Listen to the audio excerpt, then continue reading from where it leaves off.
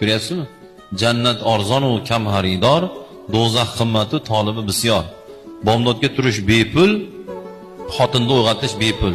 Bomdodga turish bepul, erda uyg'otish bepul. Lekin Rasululloh aytib turdilar, jannat deb turdilarmi? Bepul, yo'q qiladigan odam kam. Lekin do'zax qimmatu, klient ko'p. Tolibi bisyor degani, tolib degani uni oqtaradigan degani. Klient degani.